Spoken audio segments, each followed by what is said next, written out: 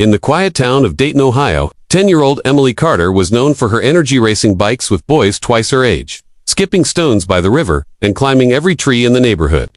Her laugh was contagious, echoing across backyards and playgrounds, but everything changed one stormy evening when a reckless driver lost control and struck her as she crossed the street. The impact crushed both her legs.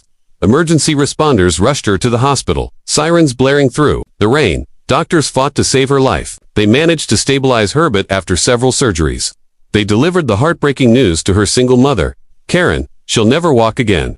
Karen refused to accept it. She clutched Emily's tiny hand, whispering through tears, "We're not done yet." But hope faded fast as months passed and the best hospitals in Ohio turned them away. Emily's mother, Karen, worked double shifts at a diner and spent her nights researching treatments, therapists, and surgeries. But every call she made ended the same way. "We're sorry, but there's nothing more we can do." Insurance didn't cover advanced robotics or out-of-state care, and their savings were gone. Emily, once a whirlwind of energy, now sat silently by the window, watching the world run past her. Her wheelchair creaked every time it turned, the worn-out rubber wheels barely moving across their old wooden floor. One night, Karen overheard Emily whisper to her teddy bear, "Maybe I'm broken forever."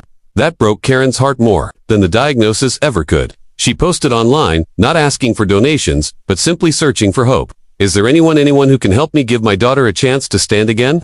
She didn't expect a miracle, but what happened next was beyond imagination. A few towns over, in a dusty auto shop just outside Columbus, 55-year-old Jim Harlan read Karen's post while eating lunch. He was no doctor, no inventor, just a humble mechanic who fixed old trucks and wheelchairs for veterans. But Jim had a soft spot for kids.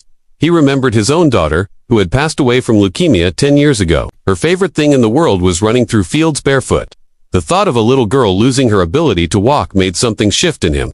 That same night, Jim drove over an hour to Dayton with nothing but a toolbox and a strange idea in his head. "I don't know if I can fix her legs," he told Karen, "but I've built machines that haul tons of steel. I might be able to build something to carry a little girl's dreams." Emily was hesitant at first. She'd seen therapists, specialists, and even a man who sold miracle braces that only caused her pain. But Jim wasn't like the others. He didn't promise anything. He just sat beside her and asked what she missed most. "Running," she said softly, "feeling the wind on my face." Jim nodded. "Then that's what we'll aim for." He transformed his garage into a makeshift lab. Using salvaged wheelchair parts, adjustable car seat motors, and repurposed bicycle components, he started building a contraption he called the Strider. It wasn't pretty. It looked more like a robot from a science fair than a medical device. But it could move and, if adjusted right, it could help Emily stand. Her eyes widened the first time she touched it. "Is this for me?" Jim just smiled, wiping grease from his forehead. "Only if you're ready to try." The first time Emily strapped into the Strider, she was terrified. Her legs trembled as motors whirred around her. Jim and Karen stood close, ready to catch her. "Take it slow," Jim coached gently. With one uncertain push, her foot slid forward an inch, then another, then she collapsed. "I can't," she cried, but Jim crouched beside her. "Falling isn't failure, sweetheart. It's part of walking." They kept trying. Every day, Emily braved the garage, her body sore, her spirit tested. Neighbors began watching from across the street. Some called Jim crazy. Others called him a miracle worker. Word spread.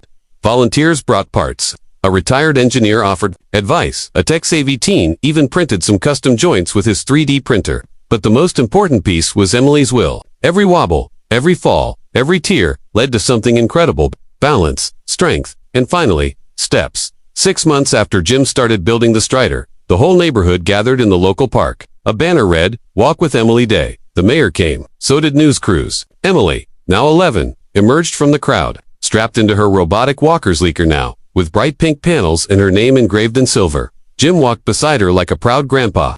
Karen could barely hold the tears in. Emily looked at the open field before her, swallowed her fear, and took her first unassisted step in front of the town. Then another, and another. The crowd erupted. Children cheered. Elderly couples clapped. Even strangers cried. Emily walked 20 feet that day. 20 feet that changed her life forever.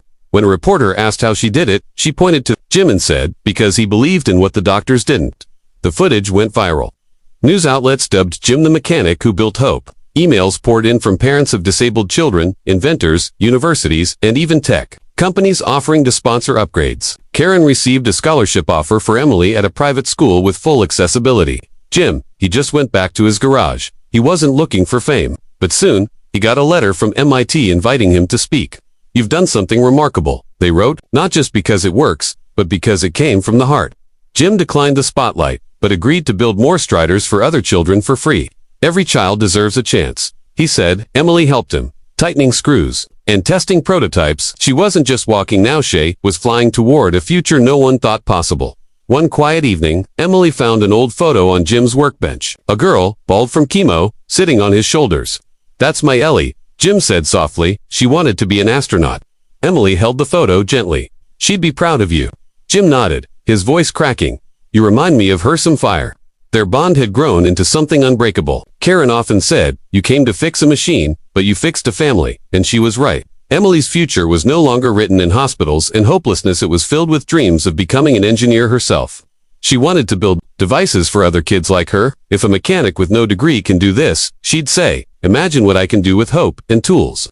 A year later, at a special event in Washington, D.C., Jim and Emily stood before an audience of thousands. The president awarded them the National Humanitarian Innovation Medal. "You didn't just build a machine," he said, "you built a movement." Emily gave a short speech. "I used to believe broken meant forever. But now I know just means waiting to be rebuilt." The audience stood in applause. Behind the stage, Karen hugged Jim tightly.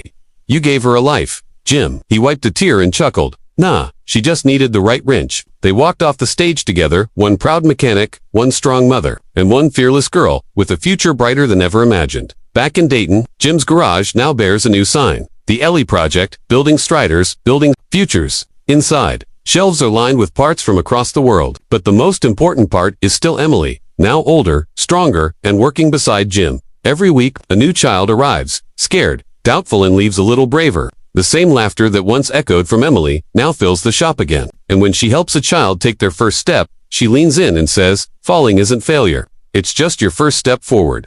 The world may have given up on her, but a mechanic with a grieving heart and a box of tools built her a way to walk again. And in doing so, they both began to truly live again.